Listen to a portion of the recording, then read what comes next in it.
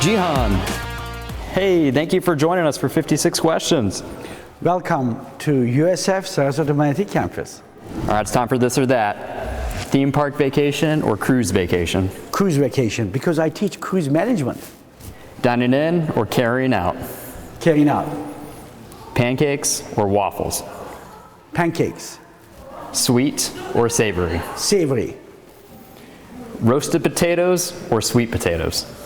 Roasted potatoes. Hard tacos or soft tacos? Soft tacos for me, absolutely. Vanilla or chocolate?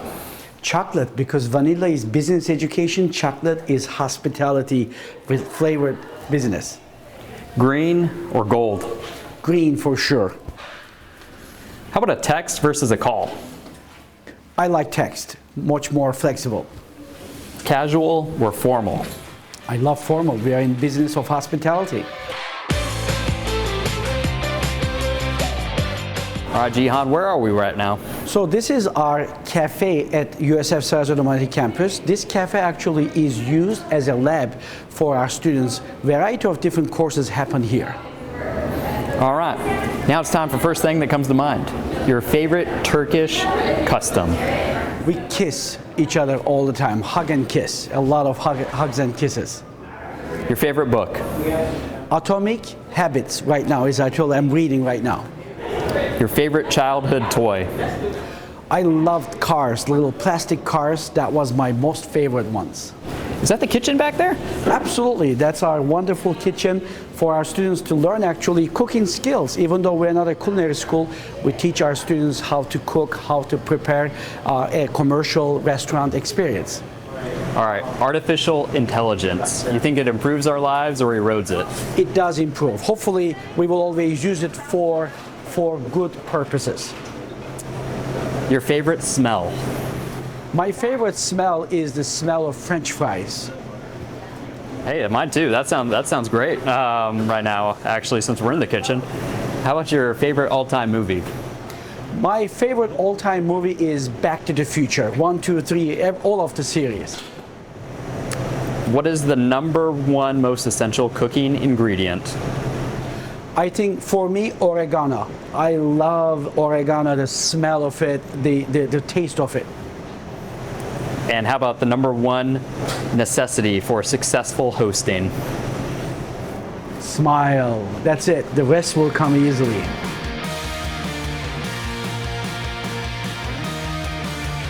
What inspired you to pursue a career in hospitality and tourism management? This is an interesting story. I always wanted to be a doctor like my brother. One of my brothers is a brain surgeon, so he's 10 years older than me. I've grown up seeing him in the hospitals and helping people, so I wanted to be like him. But when I was actually trying to decide on which medical school I would go, he convinced me to switch to hospitality and tourism. And to my surprise, I said, like, how is that similar? And he told me that it's exactly the same. I'm helping sick people. You are going to help people not to get sick in hospitality. And here I am today. Do you think it's more important to manage your time, your energy, or your focus? I think energy is the best one. Once you have the energy, you have everything else. The time and of course the focus is also so important. But in our jobs that we have to be multitasking all the time, sometimes it takes the focus away, but energy kind of is the medicine for all. What lessons from the COVID-19 pandemic have taught you about the hospitality and tourism industry? It was a lot of different lessons, but the most important one, of course, is the resilience of our industry, how adaptive they are. And also the other thing that as actually a professor who researched in hospitality technology, COVID actually accelerated the adoption of technology, digital transformation in the hospitality industry so much. So that's another actually lesson that it taught us, that technology is here to help us, the hospitality industry. Now, work or life related, what do you wish you learned sooner? You know, I wish that I learned 5 more languages. I said 10, but I could probably learn 10 if I could when I was younger, because learning a different language when you're younger is much easier. And I just ended up with one, which is English. Of course, my mother tongue is Turkish. I'm still happy, but I would have loved to speak 3, 4, 5 more languages. You mentioned technology earlier as well. How is that shaping the future of tourism, like VR or AI? Absolutely. Those are all different robotics, as we have talked earlier. Virtual reality, augmented reality, artificial intelligence actually is making hospitality industry more efficient and creating better experiences for our guests. What role do you see blockchain technology playing in this industry? Huge one. Smart contracts are now catching up with reservations, as we see, and in also exchange of the different currencies being accepted. It's again another things that's going to make hospitality supply chain also. You will know to a concrete exact where the meat that you are eating or vegetable that you are eating is going to come from, which farm. How does your personal connection to Turkey shape the way that you approach teaching about cross-cultural communication and understanding the hospitality sector? You know, hospitality industry is a multicultural industry. And I always tell this to my students here, right here in Sarasota-Manatee, that even though you may be born here, go to school here, and you may be working at the Ritz-Carlton, Sarasota, right down a couple of blocks from here, that in this industry, you'll be exposed to people from all around the world, as your colleagues and also as your guests. So that really helped me being from a different culture to be able to understand. And of course, during my school years, when I was in Turkey, I worked in different hotels every summer. So that allowed me to be able to get to know people. And one of the things that this actually helped me the most is to be able to being curious to learn and respect other cultures. What unique opportunities does the Muma College of Business offer students interested in the industry? So Muma College of Business is a wonderful home for the School of Hospitality for two reasons. One of them is, of course, hospitality is actually a business, right? I always describe hospitality as like an ice cream.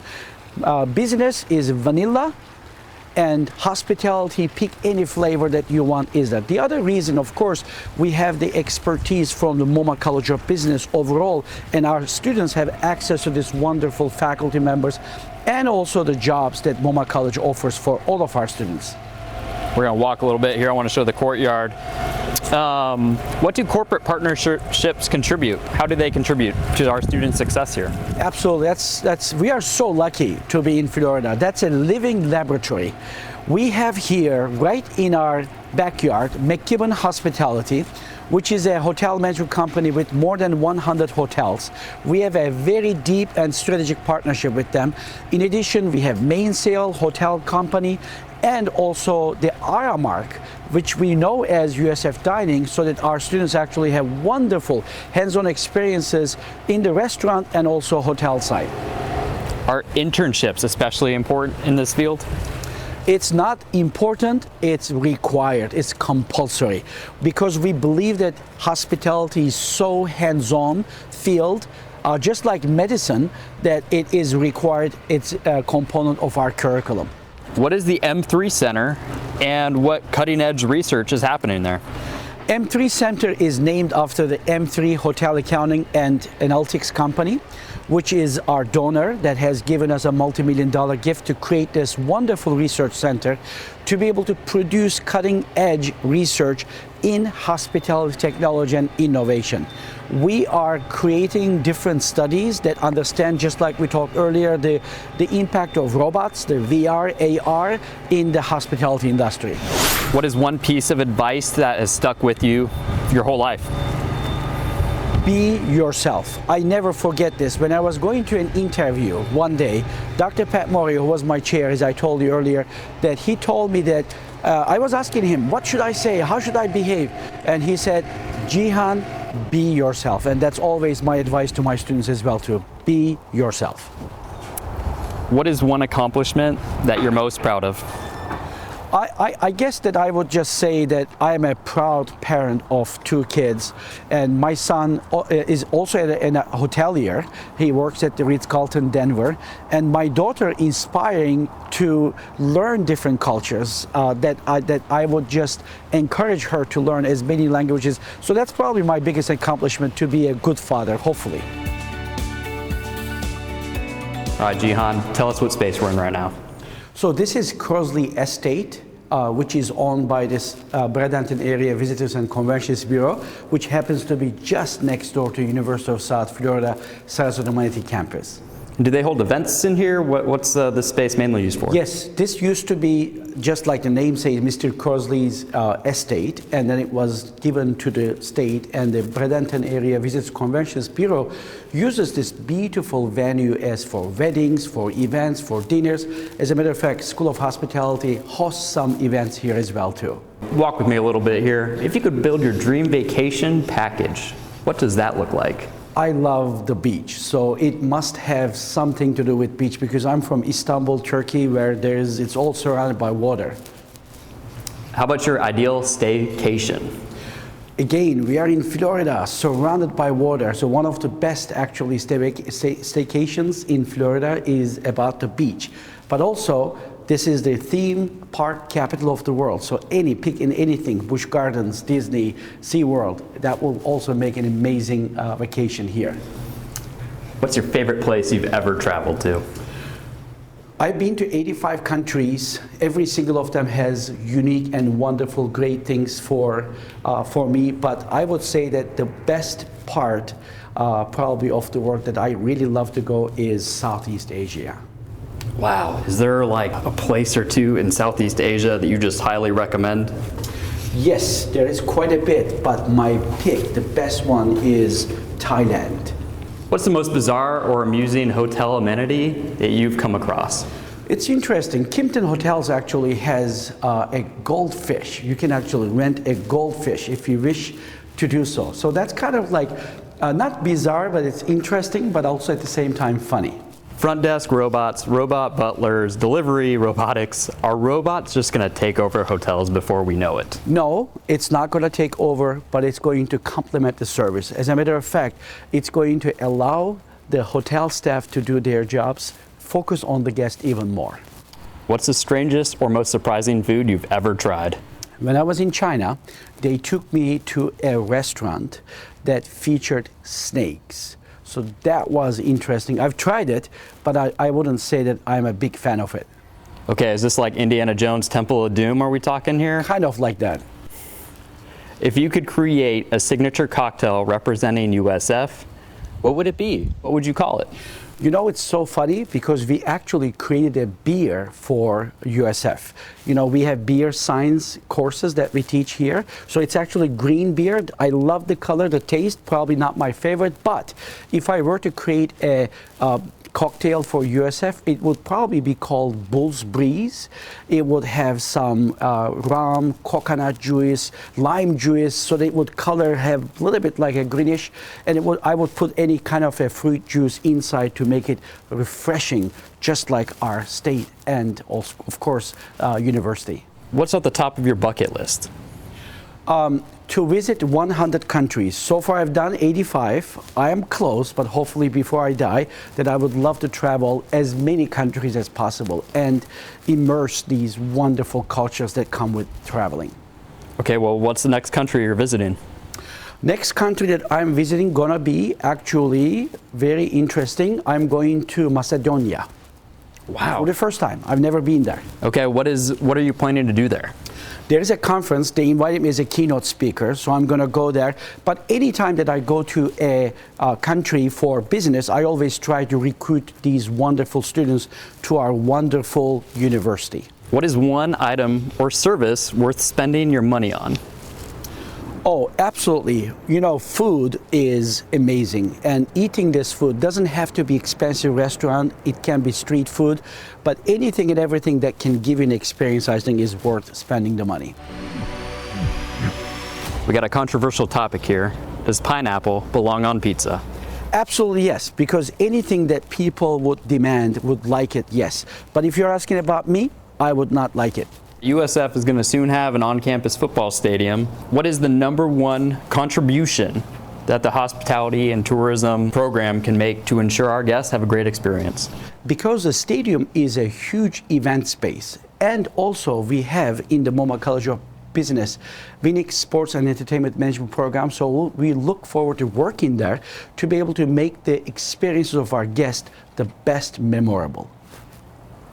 And then I got to ask about the tie game, because you're always repping some awesome ties. I mean, when did you start wearing them? Where did you get your ties?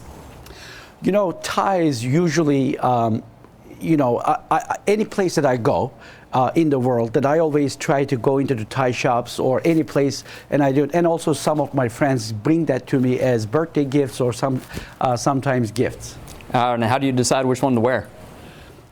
The mood of the day, of course, USF Day is Wednesdays. I always pick a green one, just like today. But any color is good because I love the variety of different colors. All right, Cihan, thank you so much for joining us for 56 questions. Go Bulls!